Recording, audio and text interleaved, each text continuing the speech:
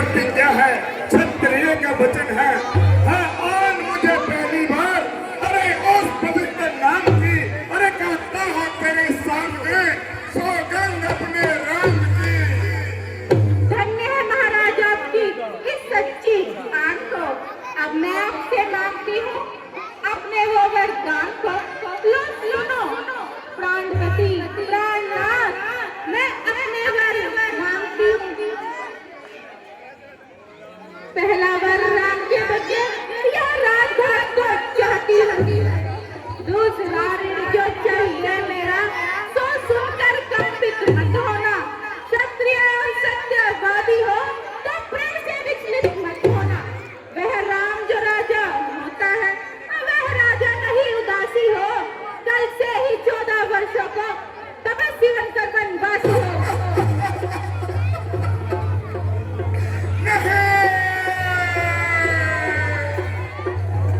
सब पुत्र पिता को एक समान, वो भी ये बात जानती है।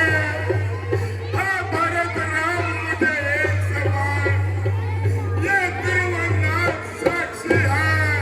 अरे जो पहली बात तुम्हारी है वह नहीं हुई आभार मुझे।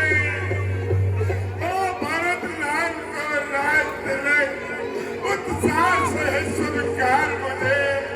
परदेश निकाला राम को मैं भी 14 वर्षों के लिए। इसमें तुमने क्या सोचा है मैं समझ न पाया वेदों को। रानी रानी है तेरा पति जो तेरा पूज्य देवता है, इस समय पकड़ कर पाँव करे इतनी भेंट मांगता है। वरदान जो मैंने मांगे हैं मैं उनको बदल नहीं सकती। पड़ गई रेखा पत्थर पर धोने से निकल नहीं सकती। जी अगर आपका दुखता है तो एक उपाय बतलाती हूँ। अरे बूढ़ी आंखों के आगे रहे यह राय भी मैं बतलाती हूँ। महाराज बात है घर में ही कुछ बच्चों में अपमान नहीं। तुम अपने ही मुख से कह दो मैं दुखता या वरदान नहीं। अनेक बुद्धि वाली औरत कई वर्षे हमें दिखाती है। जो सत्य हमारा जीवन है तो उससे हमें गिराती है। हम सूर्य वंश के महलों में नीमा नाम आने देंगे। सुनती है हम प्राण दे देंगे पर वचन नहीं जाने देंगे। रघुकुल रीत सदा चली आई, प्राण जाए पर वचन न जाए।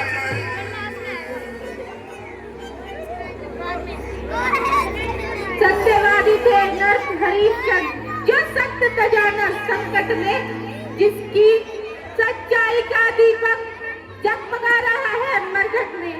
दूसरे राजा शिव थे जो स्वर्ग का दान लेते थे। जब इंद्र मांगने आता था अपनी हड्डी दे देते थे।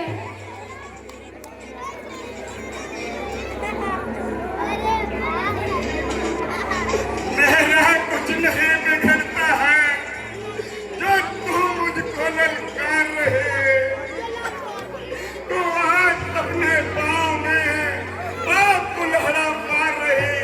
तो जिस दिन अपने कहने पर सिर दुन दुन कर दहेगी। महाराज तुम मेरे वरदान दोगे या नहीं? दे दिए और मैं अपना कहना होगा। मंत्री जी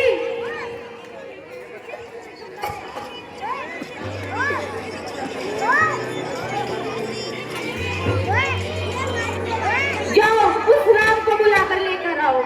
जो आज्ञा महारानी जी।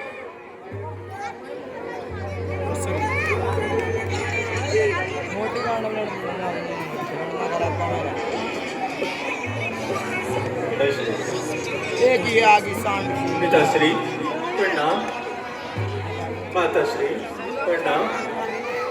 कहिए क्या आज्ञा है इस राम के लिए?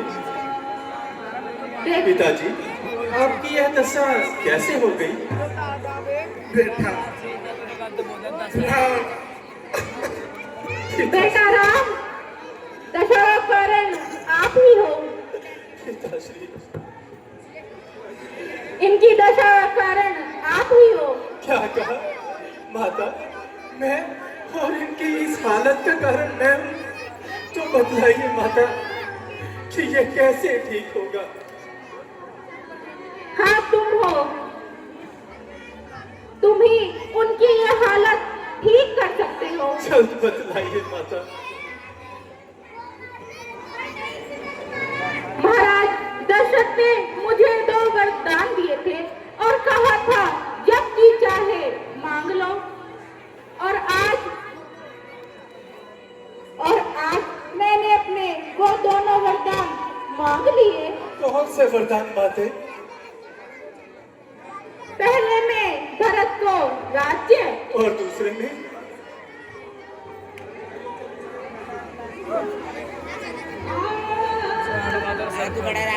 किंतु माता, इसमें चिंता की क्या बात है? भरत तो मेरा चहेता है। आखिर वो राज करे या मैं तो, बात तो एक ही है ना। इसमें तो कोई चिंता का विषय नहीं है माते। आप सभी को प्रसन्न होकर उसको यह राजपाट सौंप देना चाहिए। माते, मुझे इसमें कोई भी आपत्ति नहीं है। परंतु बेटा राम, मेरे दूसरा महाराज की इस दशा का दूसरा कारण मुख्य है। कौन सा कारण माते? मैंने अपने दूसरे वरदान में तुम्हें 14 वर्षों का वनवास मांग लिया है। क्या कहा माते? 14 वर्षों का वनवास? यह तो एक मामूली सी बात है माते। पिताश्री, आप व्यर्थ ही चिंता कर रहे हैं। बेटा 14 वर्ष तो मेरे गले से लग जाओ। हाँ पिताश्री, आप चिंता ना करें। आपके यह दोनों वरदान जल्द ही पूरे हो जाएंगे और अपनी यह दशा ठीक कीजिए।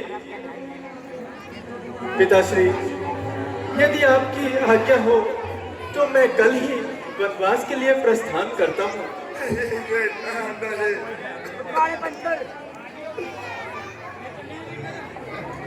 मैं तुम्हारे बगैर जीवित नहीं रह पाऊंगा। नहीं पिताश्री, आप चिंता मत कीजिए। मैं आपको कहता हूँ कि मैं जल्द ही वापस आ जाऊंगा। बस आप आज्ञा दे दीजिए और मैं माताओं से भी आज्ञा ले लेता हूँ। बेटा राम, बेटा राम। माता, अब आप ही आज्ञा दीजिए ताकि मैं आपके इन दोनों वचनों को पूर्ण कर सकूं। जाओ प्रणाम जाओ माते। बेटा जाओ, शीघ्र आज्ञा लेकर प्रणाम पिताश्री।